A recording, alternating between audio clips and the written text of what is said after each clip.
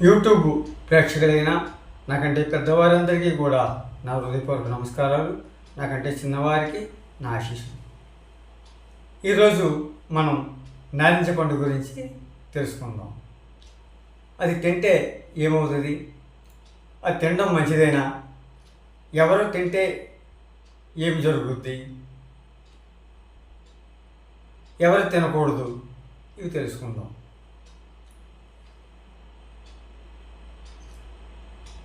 నారింజ పండు తినడం చాలా మంచిది. ఇప్పుడు డయాబెటీస్ అంటే షుగర్ పేషెంట్లు, మధుమేహం ఉన్నవారు నిశ్చింతగా తినచ్చు, సంతోషంగా తినచ్చు. అంటే రసం తీసుకుని తాగొచ్చు, కానీ తినడం మంచిది. మనకి ఈ నోట్లో దంతాలు ఉన్నప్పుడు, కొరికే పళ్ళు ఉన్నప్పుడు మనం ఏ పండైనా సరే అది ఒలుసుకొని ఆ తొనలో నమిలి మింగడం చాలా మంచిది. ఇప్పుడు ఏంటంటే అందరికీ కూడా జ్యూస్లు ఇచ్చేస్తున్నారు. వయసులో ఉన్న పిల్లలు జ్యూసులే తాగుతున్నారు. జ్యూస్ అంటే రసం తీసి తాగుతున్నారు. అలాగే పెద్దవారు కూడా రసం తీసుకునే తాగుతున్నారు. కానీ మనకి నోట్లో దంతాలు పళ్ళు లేనివారు ఈ పండ్ల రసాలను తాగొచ్చు. మనకి పళ్ళు లేకపోతే పండ్ల రసాలు తాగొచ్చు. ఈ పళ్ళున్న వాళ్ళు ఈ పండ్లను తినడమే మంచిది. నమిలి ఆ పైన తొక్కతో పాటు ముత్యాలు అంటాం కదా, లోపల ముత్యాలలాగా ఉంటుంది కదా, దాంతోపాటు ఇది కూడా తినడం చాలా మంచిది. తినచ్చు. దానివల్ల ఎటువంటి ఇబ్బంది లేదు. తినచ్చు. ఈ షుగర్ పేషెంట్లు రోజు 2 నారింజ పళ్ళు తినచ్చు. రోజు 2 నారింజ పళ్ళు తినచ్చు. అలాగే జ్వరం వచ్చిన వారు, జ్వరంతో ఉన్నవారు, జ్వరం తగ్గిన తర్వాత కూడా ఇది తినచ్చు. లేదా వాళ్ళకి జీర్ణం అయిపోద్ది, చాలా మంచిగా జీర్ణం అవుద్ది. తొనలతో తినేసినా మంచి జీర్ణం అవుతుంది. అంటే ఆ రసం తీసుకున్నానంటే అందులో కొంచెం బెల్లం, కొద్దిగా ఉప్పు కలుపుకొని కూడా తాగొచ్చు. అంటే బీపీ ఉన్నవాళ్ళు ఉప్పు వాడకూడదు. అలాగే డయాబెటీస్ ఉన్నవాళ్ళు కూడా ఈ బెల్లం వేసుకోకుండా ఉత్తి రసమే తాగాలి. లేదా మామూలు వాళ్ళు ఈ జ్వరంతో ఉన్నవారు కానీ, జ్వరం తగ్గిన వారు కానీ, ఈ నీరసం కూడా తగ్గుద్ది అన్నమాట. వాళ్ళకి ఎవరికైనా నీరసం తగ్గుద్ది. అలాగే దాహం తగ్గుద్ది. లోపల వాతం తగ్గుద్దండి. నారింజ పండు వల్ల వాతం కూడా తగ్గుద్ది. చాలా మంచిది. అలాగే గర్భిణీ స్త్రీలకి వాంతులు అయ్యి అవుతాయి కదండి, వాంతి వచ్చినట్టు ఉంటుంది, వాంతులు అవుతాయి. వాళ్ళు నారింజ రసం తాగడం మంచిది. అందులో కొంచెం బెల్లం, కొంచెం ఉప్పు కలుపుకొని తాగడం మంచిది. ఉత్తి రసం తాగే కంటే కూడా కొంచెం బెల్లం, కొంచెం ఉప్పు కలుపుకొని తాగితే చాలా మంచిది. అలాగే నీరసం తగ్గుద్ది. ఎవరైనా తాగచ్చు. చంటి పిల్లలకు కూడా పట్టచ్చు.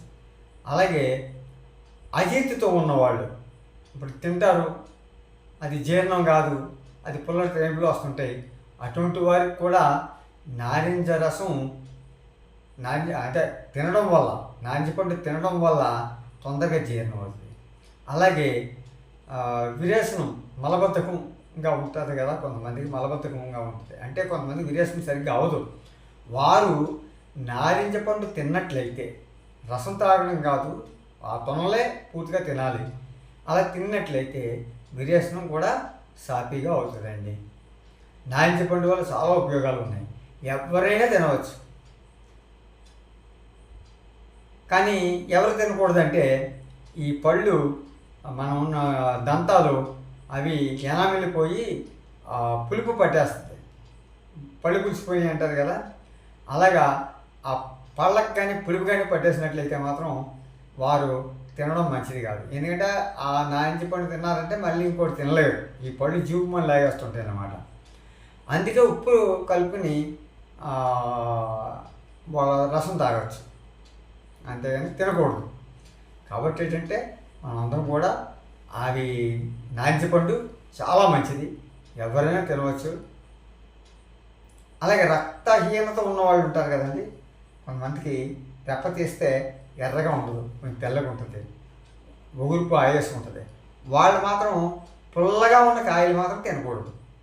పుల్లగా ఉంటాయి కదా, ఒక్కొక్క పండు పుల్లగా ఉంటుంది, ఆ పులుపు పండ్లు మాత్రం రక్తహీనత ఉన్నవాళ్ళు తినకూడదు. వాడు తీయగా ఉన్నవి, తీయ నారింజ ఉంటాయి, అవి తినచ్చు, చాలా మంచిది. కాబట్టి మనం ఈ నారింజ పండు వల్ల ఉపయోగాలు తెలుసుకున్నాం. ఎవరు తినకూడదో కూడా చెప్పాను. అలాగే తినండి మీరందరూ కూడా ఆరోగ్యంగా, మనమందరం కూడా ఆరోగ్యంగా ఉందాం. నేను ఈ మధ్య శివాలయం ఒకటి కడుతున్నానండి. ఒక 40 సెంట్ల స్థలం ఉంది నాకు, కొన్నాను. నాకు కాదు, అదే పరమేశ్వరుడు నా చేత కొనిపించుకున్నాడు ఆయన. ఆ స్థలంలో మా అల్లుడి గారు గొడవను కట్టించారు. ఆ గొడవన్ మీద అద్దె, అది రామదేవ బాబా గారికి అద్దెకిచ్చాం. ఆయన నెల నెల అద్దె బ్యాంకులో వేస్తారు. ఆ అద్దె ప్రస్తుతానికి దేవాలయం కట్టుబడికి ఉపయోగిస్తున్నాం. తర్వాత ఆ అద్దె 30,000 వస్తుంది. ఆ 30,000 కూడా దీప నైవేద్యానికి ఖర్చు పెడతాం తర్వాత. కాబట్టి ముక్కినాడులో ఇప్పటివరకు శివాలయం లేదండి. ముక్కినాడులో ఇది మాది తూర్పుగోదావరి జిల్లా రాజానగరం మండలం ముక్కినాడు అండి. అలాగే ద్వారపూడి మీకు అందరికీ తెలిసి ఉంటుంది. ద్వారపూడి నుంచి ముక్కినాడు డైరెక్ట్గా రోడ్డు ఉంది, మా ఏదన్నా వెహికల్ మీద రావచ్చు. అలాగే అనపత్తి రాజానగరం మధ్యలో ముక్కినాడు, అంటే అనపత్తికి 8 కిలోమీటర్లు, రాజానగరానికి 13 కిలోమీటర్లలో మా ఈ ముక్కినాడు గ్రామం ఉంది. ఈ ముక్కినాడు గ్రామంలో ఇప్పటివరకు శివాలయం లేదు. శివాలయం పరమేశ్వరుడి దయ వల్ల శివాలయం నిర్మాణం జరుగుతుంది. ఆ నిర్మాణానికి మీ సహాయ సహకారాలు కూడా కోరుతున్నాను.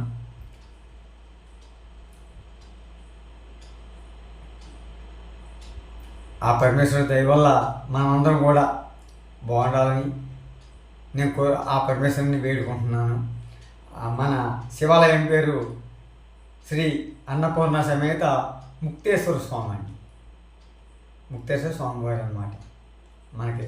ఎందుకంటే అన్నపూర్ణమాత ఏమో మనకి ఆహారం పెడుతుంది, పరమేశ్వరుడు ఏమో ముక్తినిస్తాడు. ముక్తి అంటే ఏంటండి, మన జీవితంలో సుఖమే ముక్తి. అంటే చనిపోయిన తర్వాత ముక్తి అంటారు, అదేం కాదు. చనిపోయిన తర్వాత వేరేగా ఉంటుంది, అది మనం తర్వాత చెప్పుకోవచ్చు ఎప్పుడైనా. కానీ ఏంటంటే ముక్తి అంటే సుఖము అని అర్థం. అంటే మన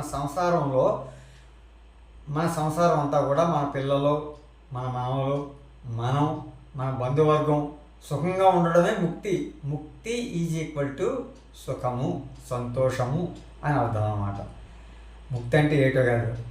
అలాగే మోక్షం అన్న సంతోషమే, మోక్షప్రదమైనది అంటారు. అంటే ఏంటి మోక్షప్రదమైనది? అంటే సంతోషకరమైనది అని. అవంతి, ద్వారక, కంచి, కాశీ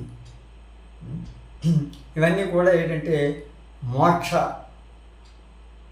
మోక్షాన్ని ఇచ్చామంటారు. మోక్షం అంటే సంతోషాన్ని ఇచ్చావు. అక్కడికి వెళ్ళి ఆ దేవాలయాలు చూసినట్లయితే చాలా ఆహ్లాదకరంగా సంతోషంగా ఉంటుంది, అదే మోక్షం. కానీ మనం ఏంటంటే ఈ పరమేశ్వరుని దయ వల్ల ఆయన్ని మనం ధ్యానం చేసుకుంటూ ఉండాలి, పార్వతీ పరమేశ్వరుని. అలాగే అన్నపూర్ణమాత ఏమో మనకేమో ఆహారాన్ని నిర్ణయిస్తుంది, శరీరానికి కావాల్సింది శక్తినిస్తుంది. శక్తిమాత కదా, శక్తినిస్తుంది. అలాగే పరమేశ్వరుడు ముక్తినిస్తాడు, అంతే ముక్తీశ్వరుడు. ఈ ఊరి పేరు కూడా అంటే ముక్కినాడు కాదు, అసలు ముక్తినాడ. అంటే కాలక్రమేణా ఇప్పుడు రాజమహేంద్రవరం రాజమండ్రి అని ఎలాగైతే మారిపోయిందో, అలాగే మా ఊరు పక్కనే శ్రీకృష్ణపట్నం అని ఉందండి. శ్రీకృష్ణపట్నం ఎంత మంచి పేరండి, దాన్ని చీకటిపట్నంగా మార్చేశాడు ప్రజలు. అంటే నోరు తిరక్క, ఇప్పుడు ముక్తినాడ అంటాం, తిరక్క ముక్కినాడ అదండి. కొంతమందికి కొన్ని మరి తిరగవు కదా, అందుకని అప్పటి నుంచి అలా ముక్కినాడు అంటే ముక్కినాడు అంటే ముక్కినాడు అయిపోయింది. అలాగే శ్రీకృష్ణపట్నం చీకటిపట్నం ఉంటుంది. అలాగే మా ఊరికి దగ్గరలో రాధేయపాలెం అని ఉందండి. రాధేయపాలెం, దాన్ని రాజీపాలెం అంటారు. అంటే అలా మార్చేశారు. అలాగే మా ఊరి పక్కనే మా ఊరి పక్కనే తోకాడ అనే గ్రామం ఉంటుంది. తోకాడ కాదు, లక్ష్మీనారాయణపురం అండి. కానీ తోకాడని మరి ఎందుకు మార్చేశారో తెలియదు ప్రజలు, తోకాడ అయింది. అలా చాలా ఊర్లు మీకు తెలిసే ఉంటాయి. నేను అంటే నాకు మా దగ్గర ఊర్లు నేను చెప్పాను, మీకు కూడా తెలిసే ఉంటాయి. కొన్ని ఊరి పేర్లు మార్చేశారండి. అది బెక్కోలు పేరు అలాగే మరి మార్చేశారు. బిరుదాంకిత ఓలు, ఆ ఊరి పేరు బిరుదాంకిత ఓలు, ఆ బెక్కోలు అని మార్చేశారు. అది మా ఊరు ముక్తినాడ అండి. ఈ ఊరు ముక్తినాడ ముక్తినాడ అని మార్చేశారు. అప్పుడు ముక్తేశ్వర స్వామి వారు ఇక్కడ కొలువై ఉంటారు. ఈసారి దేవాలయం కట్టుబడి జరుగుతుంది, నిర్మాణం జరుగుతుంది. ఎదురుగా చెరువు ఉంటుందండి, పెద్ద చెరువు ఉంటుంది. చాలా ఆహ్లాదకరమైందండి. తూర్పు వైపున చెరువు, దేవాలయానికి 3 వైపులా రహదారులు, చాలా ఆహ్లాదకరమైన వాతావరణం. ఆ చెరువులో చాలా పక్షులు, చిలకబాతులు అంటాం కదా, అవి రకరకాల పక్షులు వస్తాయండి అక్కడికి. ఆ చెట్లు ఉన్నాయి, ఆ చెట్ల మీద రకరకాల పక్షులు ఉంటాయి. రకరకాల అవి అలాగా కిసకిసమని కుహు కుహు అని అలాగా అంటే అంత ఆహ్లాదకరంగానే ఉంటుందండి. కాబట్టి మీరు మన శ్రీ అన్నపూర్ణ సమేత ముక్తేశ్వర స్వామి వారి మందిరానికి సహాయ సహకారాలు అందించాలని నేను ఈ యూట్యూబ్ ఛానల్ ద్వారా కోరుకుంటున్నానండి. మీ అందరికీ కూడా నా హృదయపూర్వక నమస్కారాలు. మన ఛానల్ని ఆదరిస్తున్నందుకు మీ అందరికీ కూడా నా ధన్యవాదాలండి. అలాగే మన ఛానల్ని సబ్స్క్రైబ్ చేసుకోండి. ఈసారి గ్యాప్ రాకుండా ఏదో మీకు మంచి చెప్తుంటాను, అలాగే భక్తి విషయాలు కూడా చెప్తాను. ఈసారి నుంచి ఇవన్నీ కూడా శ్రద్ధగా మీరు ఆలకించి లైకులు కొట్టండి. అందరూ కూడా లైకులు కొట్టాలి. అలాగే సబ్స్క్రైబ్ చేయండి. అలాగే మన ఛానల్ని 10 మందికి పంచండి, షేర్ చేయండి. మీ అందరికీ కూడా నా హృదయపూర్వక నమస్కారాలు. జై హింద్.